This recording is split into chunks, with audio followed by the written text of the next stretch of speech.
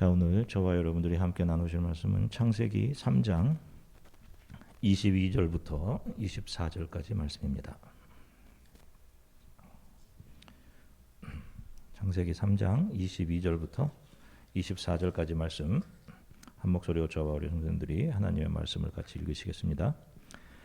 여호와 하나님이 이르시되 보라, 이 사람이 선악을 아는 일에 우리 중 하나같이 되었으니 그가 그의 손을 들어 생명나무 열매도 따먹고 영생할까 하노라 하시고, 여호와 하나님이 에덴 동산에서 그를 내보내어 그의 근원이 된 땅을 갈게 하시니라.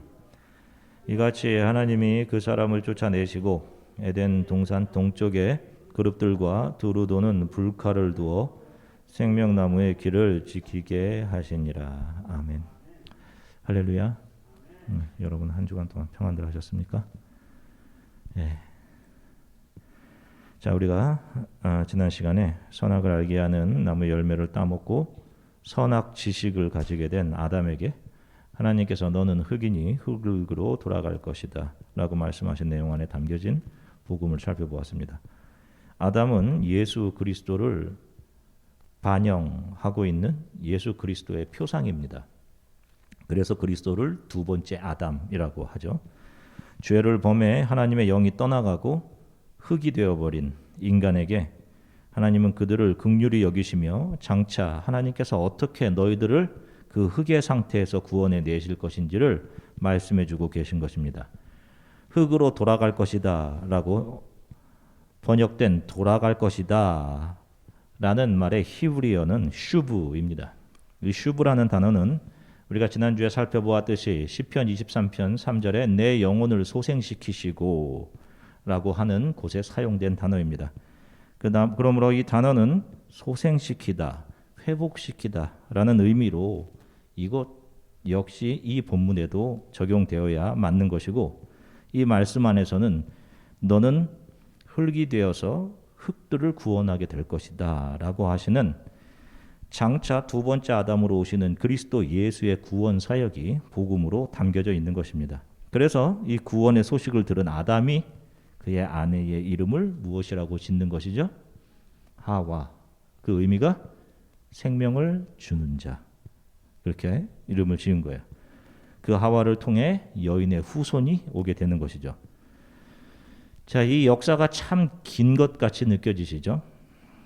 우리의 삶 또한 한 100년이면 길게 느껴지잖아요. 이제 20대이신 분들, 아니 30대인가? 20대이신 분들은 언제 참 내가 언제 노인이 될까 막연하게 들리죠. 우리 교회도 연세가 많으신 어르신들이 계신데요. 어떻다고 생각하세요? 인생의 이 시간이. 정말 빠르다고 생각하시죠. 정말. 우리를 보면 언제 우리가 이렇게, 여러분 지금 연령대 40대 50, 내가 언제 이렇게 40대 50대가 되었지? 생각하시죠.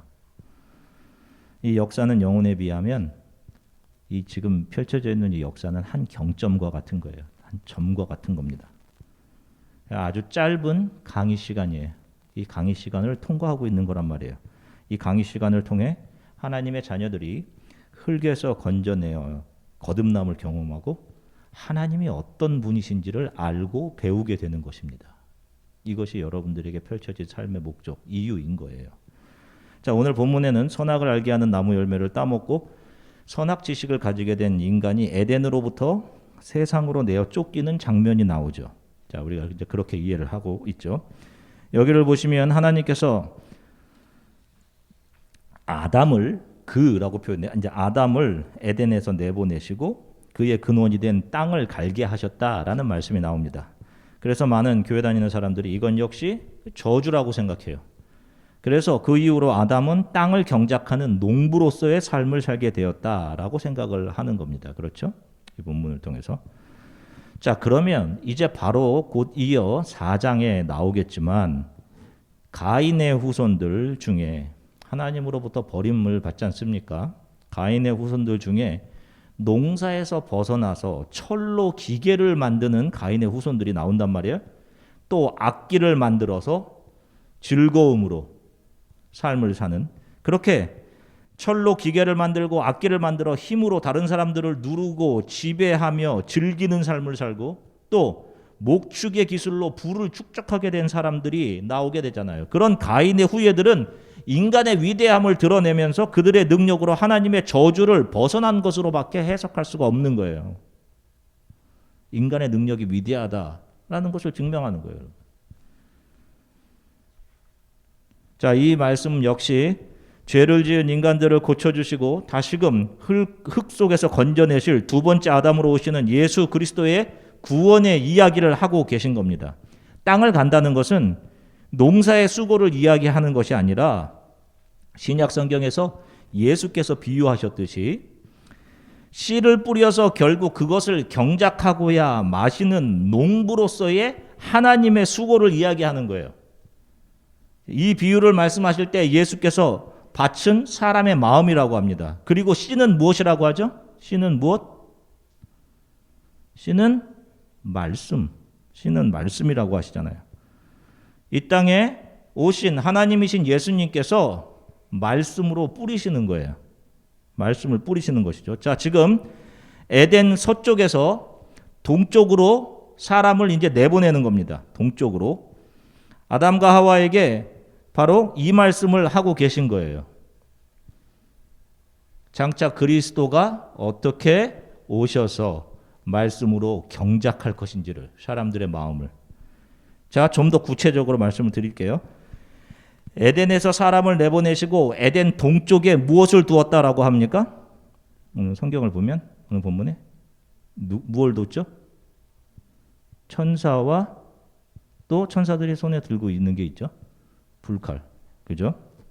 자, 그 천사들은 히브리 말로 체루빔입니다. 앞에 보시면. 자, 에덴은 무엇을 상징한다라고 말씀드렸어요? 우선 구약 성경에 나올 성막, 성전을 상징하죠. 그리고 궁극적으로 장차올 하나님의 나라를 상징합니다. 그런데 그림을 보시면 성막 서쪽에 무엇이 위치하고 있어요?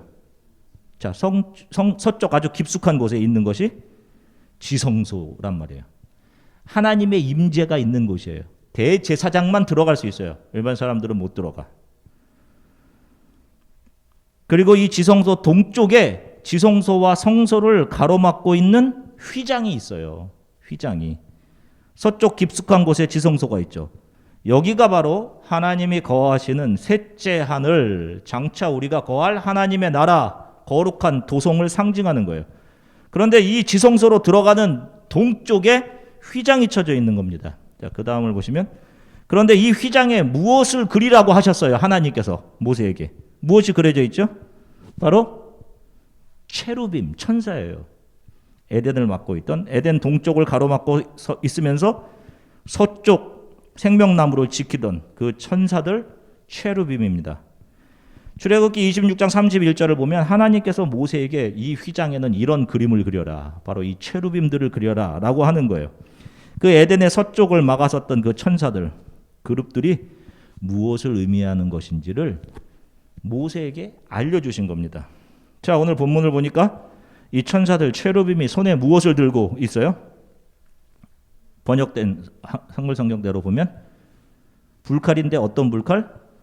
두루 도는 불칼. 이렇게 되어 있어요. 그러니까 여러분들이 이 말씀을 상상해 보면 어떤 상상이 있어요? 어떤 생각을 하십니까?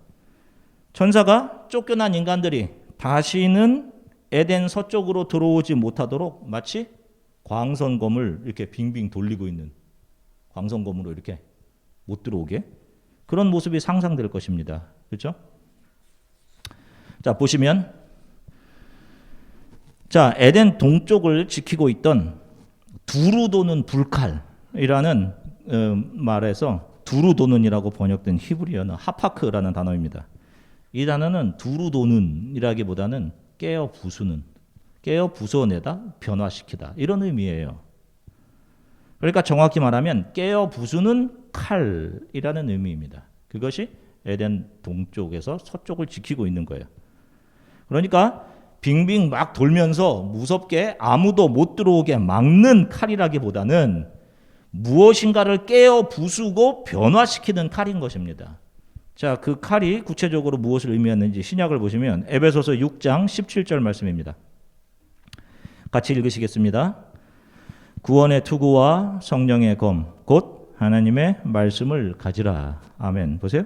검, 칼이라는 것은 바로 진리의 말씀이다. 하나님의 말씀이다. 이렇게 말씀하세요. 그러니까 에덴을 지키고 있던 칼은 표면적인 의미로의 칼이 아니라 두 번째 아담으로 오시는 예수 그리스도, 진리의 말씀이신 그분 자체, 그분으로 인해 선포되어지는 진리의 말씀을 가리키는 것이 분명했던 것입니다. 자, 좀 더 증명을 해갈게요. 자, 예수께서 오셔서 한번 이런 말씀을 하십니다. 자, 마태복음 10장 34절부터 35절 말씀 같이 읽으시겠습니다. 내가 세상에 화평을 주러 온 줄로 생각하지 말라. 화평이 아니요 검을 주러 왔노라. 내가 온 것은 사람이 그 아버지와 딸이 어머니와 며느리가 시어머니와 불화하게 하려 함이니. 아멘. 이게 무슨 말씀인 거예요, 여러분? 프린스 오브 피스잖아요. 예수 그리스도는. 무슨 화평이 아니라 검을 주러 왔다니. 이게 무슨 말씀이에요? 예수를 믿지 않는 형제와 부모와는 관계를 끊으라는 말씀입니까? 실제로 어느 분이 부흥에 와서 그렇게 하시는 분들을 들은 적이 있어요. 그런 각오까지 해야 된다. 뭐 이런. 이것이 바로 표면적으로 성경을 보는 거예요. 그 속에 구원이 없는 겁니다. 예수께서는 사람들에게 그들이 이 땅에 잘 정착해서 그 속에서 행복하게 잘 살기 위한 그 무엇인가를 주기 위해 오신 것이 아니라 내가 검을 주러 왔다. 그 말씀을 하시는 거예요.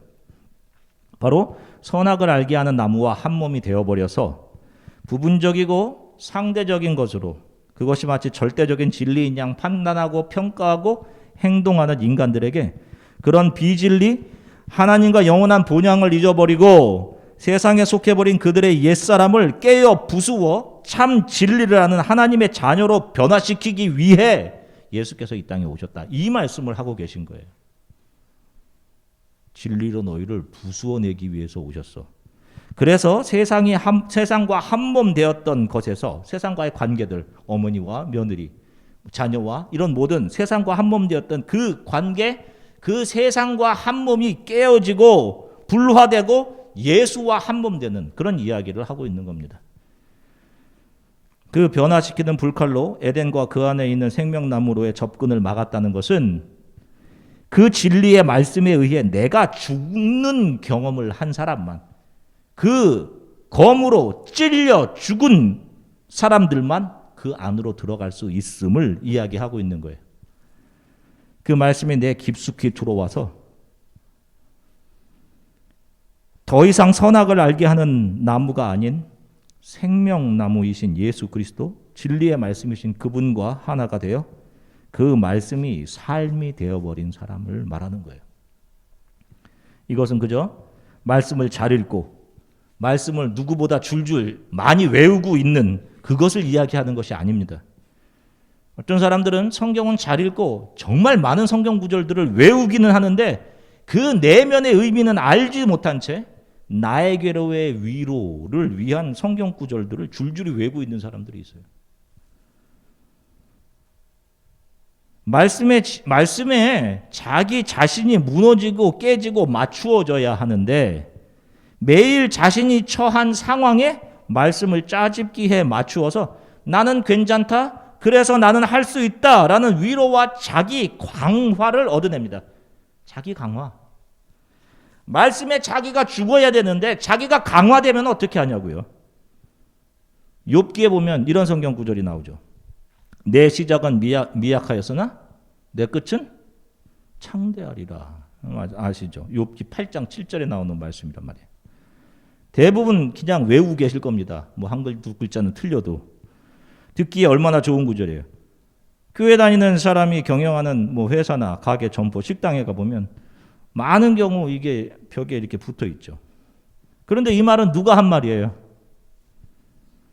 욥의 친구들 중에 하나인 수아 사람 빌닷이 고통 중에 있는 자기 친구 욥을 정죄하면서 자신은 하나님을 잘 경외하는 양 잘난 체하며 한 말이란 말입니다. 나중에 하나님께 어떻게 돼요? 혼나잖아요. 그런 말 했다고. 외우는 것도 좋지만 사용하는 것도 좋지만 성경의 내면적인 의미, 나에게로의 적용, 내가 잘 되기 위한 것이 아니라 내가 더 무너지기 위한, 나의 뜻, 생각이 예수 그리스도로 해석된 진리의 말씀, 복음을 가지고 있어야 하고, 그 진리의 말씀에 내가 적용되어 내 생각과 뜻이 부서지고 깨지고 죽어야 하는 거예요, 여러분. 말씀의 역할은 그것입니다. 이 땅에서 우리를 잘되게 강화하게 긍정적인 마인드를 주는 그런 것이 아니라 그런 나의 생각들을 깨부수고 거듭나게 하는 거예요. 나를, 우리의 옛사람을 죽이는 것이죠. 왜? 그래야 지성소 하나님의 나라로 들어갈 수 있기 때문에. 늘 말씀드리지만 예수의 영이 살아있는 사람들에게 내 안에 살아계셔서 세상을 뒤로하고 하나님 나라를 향해 행진하게 하시는 예수 그리스도 이외에 어떤 위로가 더 필요한 거예요. 어떤 위로가 필요해요? 예수로 채워진 수가성 여인은 생존을 위해 가져왔던 물동이를 버려두고 마을 사람들에게 가잖아요. 영생을 주는 생수를 얻었단 말이에요. 그 여인에게 다른 건 더 이상 중요한 것이 없는 거예요. 예수 그리스도가 없기 때문에 다른 위로가 필요한 겁니다. 말씀으로 내 안에 비진리가 도려내어지고 죽은 경험이 없기 때문에 다른 세상의 것들이 필요하다라고 생각하는 거예요, 여러분. 그것을 종교심이라고 하는 겁니다. 그것 때문에 교회에 오는 사람들이 있다니까요, 여러분. 또 교회에서 그런 걸 가르치고.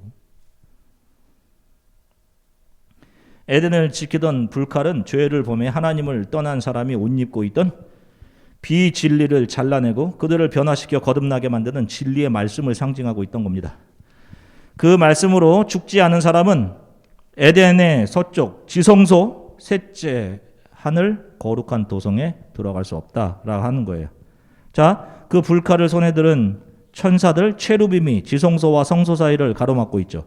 자, 그런데 예수님께서 십자가에서 죽으실 때 어떤 일이 일어납니까? 마가복음 15장 37절부터 38절 같이 읽으시겠습니다. 예수께서 큰 소리를 지르시고 숨지시니라. 이에 성소 휘장이 위로부터 아래까지 찢어져 둘이 되니라. 아멘. 보세요. 예수께서 십자가에 죽으시는 순간 지성소와 성소를 가르는 그룹들이, 그 체루빔들이 수놓아져 있는 휘장이 찢어져 버립니다.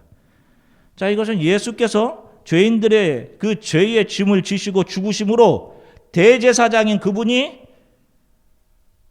성도들의 죄를 가지고 지성소에 들어갔던 것처럼 죄인들이 입고 있던 옛사람의 옷들, 그것들을 다 벗겨내시고 그들을 거룩한 새 사람으로 만들어서 본인이 먼저 들어가시고 그 길을 열어놓으신 거예요.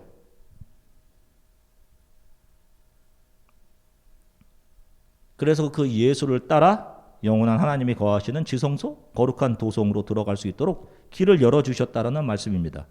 자, 이것이 여기에 있죠. 히브리서 10장 19절서부터 20절 같이 읽으시겠습니다. 그러므로 형제들아, 우리가 예수의 피를 힘입어 성소에 들어갈 담력을 얻었나니 그 길은 우리를 위하여 휘장 가운데로 열어놓으신 새로운 살 길이요 휘장은 곧 그의 육체니라. 아멘. 보세요. 히브리서를 기록한 사람이 뭐라고 해요? 그 휘장이 뭐였다라고 이야기해요? 예수 그리스도의 육체였다라고 이야기하죠. 말씀이신 예수 그리스도의 육체가 바로 그 휘장이었어. 휘휘 도는 그 불칼, 그 말씀의 검이었어. 그 이야기하고 있죠. 예수 그리스도의 육체가 찢어짐으로 성도들이 그분을 따라 에덴, 지성소, 셋째 하늘, 거룩한 도성에 들어갈 수가 있게 된 거예요. 그래서 이제 더 이상 에덴 동쪽을 가로막는 천사들, 체루빔이 필요 없는 겁니다. 예수 앞에 참으로 자격 없는 모습으로 그분의 은혜를 바라는 사람들, 그들이 과거에 어떤 삶을 살았든지 그들의 인종이나 학력이나 성별에 상관없이 하나님 앞에 한 줌의 선도 내놓을 곳이 없이 부끄러운 인생을 살았더라도 그 손이 세상이 아닌 예수께 붙잡혀 있는 사람은 이 땅을 지나 담대히 휘장을 넘어 우리의 본향 거룩한 도성 하나님 나라에 들어가게 되는 것입니다. 이것을 창세기 1장부터 3장에서 복음으로 오고 오는 사람들에게 마치 감추어진 보석처럼, 천국은 마치 감추어진 보화라고 하는 것처럼 감추어진 복음으로 오고는 성도들에게 보여주고 있는 거예요. 자, 여러분 아마 지금까지 창세기 1장부터 3장의 설교를 들으시면서 여러분들이 지금까지 들으셨던 것들과 이렇게 내용들이 다르구나 하는 것들을 많이 느끼셨을 겁니다. 이제 여러분들은 제가 왜 그토록 강조하면서 수개월에 거쳐서 창세기 1장부터 3장 안에 담긴 복음을 설교했는지를 조금씩 이해하실 거예요. 성경을 처음 시작하는 이 창세기 첫 장이 이것을 표면적으로만 보고 복음으로 이해하지 못하면 다른 성경의 말씀 속에 담겨진 구원의 비밀, 감춰진 복음, 절대로 그것을 찾아낼 수 없는 거예요, 여러분. 이 창세기 1장부터 3장을 이해하지 못하면. 그래서 창세기 처음 3장이 성경 속에 깊이 묻혀져 있는, 감춰져 있는 진리를 바로 보게 해주는, 눈을 열어주는 아주 중요한 장인 거예요, 여러분. 지금까지 설교를 잘 들으신 분들은 앞으로 어떤 말씀 앞에서도 그 눈으로 복음을 캐어낼 수 있게 될 거예요, 여러분. 우리는 언젠가 참 짧았다라고 말하면서 이 삶을 마감하게 되는 그 순간을 맞이하게 됩니다. 그리고 모든 사람들은 반드시 거쳐야 할 평가의 과정, 하나님의 심판대 앞에 눈을 뜨는 순간 그 앞에 쓰게 되는 거예요. 자, 여러분들은 그때 그 앞에서 무엇을 내놓으실 겁니까? 그 자리가 수많은 사람들에게 공포의 자리가 될 거예요. 두려움의 자리, 떨림의 자리. 왜? 내가 자격이 안 될까 봐. 나에게 중벌이 내려질까 봐. 그래서 마태복음 7장에 보면 그날에 수많은 사람들이 두려움 속에 하나님 앞에서 뭘 얘기해요? 하나님, 내가 이런 거 했습니다. 그 자기가 했던 일들을 하나님 앞에 막 꺼내 놓잖아요. 왜? 두려우니까, 무서우니까.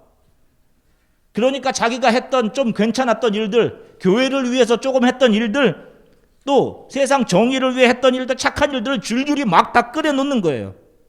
그것이 조금이라도 정상 참작될까 봐. 그래서 예수님께서 뭐라고 하십니까? 하나님께서 뭐라고 하세요? 그 자리에서. 나는 너희를 도무지 모르는데 라고 해요. 그때 여러분들은 무엇을 내놓으셔야 되는 거예요? 무엇을 내놓으셔야 돼요? 예수 그리스도만을 내놓으셔야 되는 거예요, 여러분. 꼭 기억하셔야 돼요. 다른 이야기를 하는 순간 그들은 염소의 자리로 가는 거예요. 내가 교회에서 이것 좀 했는데, 내가 좀 장로, 목사 있었는데. 아니에요. 난 너를 모르는데. 저는 평생 늘 연약하고 악한 죄인이었습니다. 그런데 예수 그리스도의 은혜로 여기까지 왔습니다. 이것을 고백해야 돼요. 그 자리에서. 이 사람들에게만 휘장을 지나 영원한 하나님의 나라에 들어갈 자격이 주어지는 거예요. 그러니까 영원한 구원은 나로부터 나오는 것이 아니에요, 여러분. 내가 한 그 어떤 것으로부터 나오는 것이 아니라 나를 변화시켜 가시는 예수 그리스도로부터 나오는 것입니다. 성도는 그 앞에서 나를 변화시켜 주시고 자격을 주시는 것은 오직 예수 그리스도시구나. 그분의 은혜만을 더 알아가고 감사하게 되는 거예요, 여러분. 한 주간 동안 저는 이런 생각을 좀 해봤습니다. 많은 사람들이 하나님을 안다 그래요. 안다. 여러분들 어떻게 생각해요? 하나님 아시죠? 그런데 하나님 아는 것이란 도대체 무엇일까요? 자, 그것보다 좀 더 쉬운 거. 그러면 안다는 것은 무엇일까요? knowing. 뭐예요? 안다는 거. 여러분, 참 아는 것에는 실수가 없죠. 예를 들면 불에 손을 넣으면 탄다는 지식. 이것을 알면 누군가의 실수가 아닌 이상 자기 스스로 불에 손을 넣지는 않을 거란 말입니다. 그렇죠? 알기 때문이죠. 실수가 없죠. 사람들이 인생을 안다고 생각해요. 그리고 다른 사람들 인생에 훈수를 참 많이 둡니다. 그죠? 그건 이렇게 하는 게 낫다. 그런단 말이에요. 자녀들도 부모가 자신이 경험한 한도 내의 인생을 알려주는 거죠. 그죠? 그런데 부모가 알고 있는 것보다 더 멋지고 훌륭한 인생이 있을 수 있을까요? 없을까요? 네? 있죠. 없다라고 이야기하면 교만한 거죠. 그러면 부모의 입장에서는 부모의 인생은 다시는 실패가 없어야 되겠죠. 부모인 저도, 목사인 저도 하나님을 알아가고 있는 거예요, 지금. 알아가고 있는 중, 공사 중.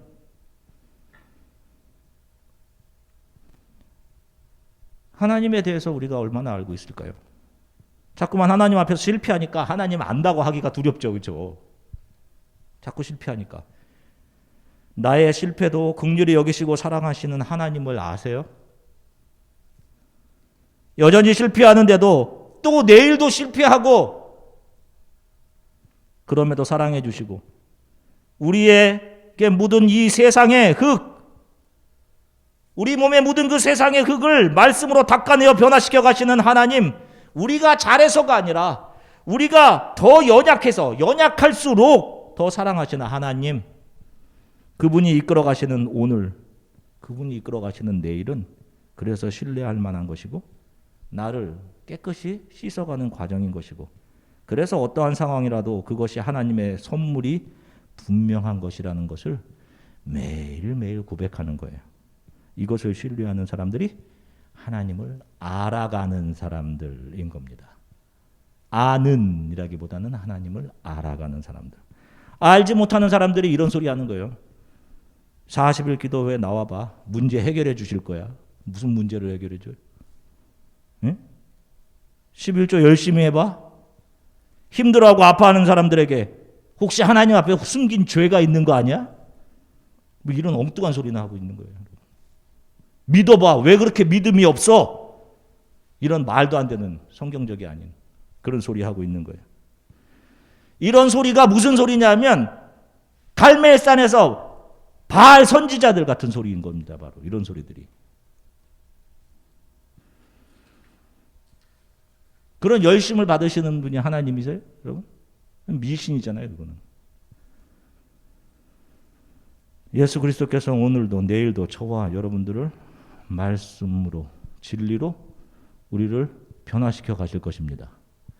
우리의 옛사람을 깨워 부숴 가실 거예요. 계속. 그래서 발가 벗겨서 매일 나를 부끄럽게 하시는 거예요. 여러분. 왜 그렇게 하실 거예요? 왜 그렇게? 왜 이렇게 하시는 거예요? 하나님 도대체. 그 언젠가 우리가 하나님 앞에 섰을 때 조금도 나를 자랑할 것이 없는, 그래서 그 앞에서 내가 자격이 없습니다 라는 부끄러운 모습으로 서게 만드시는 거예요. 우리를. 다른 거 내놓지 말라고. 그 앞에서 아무것도 자랑할 것 없는 우리, 감히 머리를 들지 못하고 예수의 은혜만을 내놓은 우리를 괜찮다.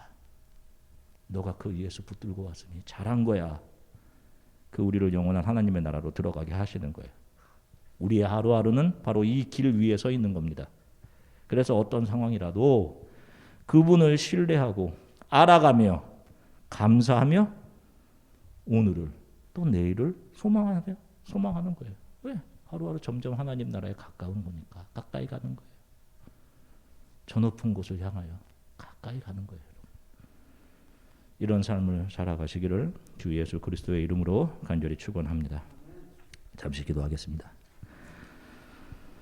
죄를 범한 인간들에게 생명나무를 통해 영생을 얻는 길은 너희들의 어떤 자격이나 인종이나 교육 정도나 성별이나 능력, 어떤 자격에 의해서가 아니라, 너희들로부터가 아니라 진리이신 예수 그리스도 그분으로 인해, 그분의 말씀으로 우리의 옛사람을 부수어내시는 예수 그리스도의 수고에 의한 것임을 말씀으로 알려주셔서 감사합니다.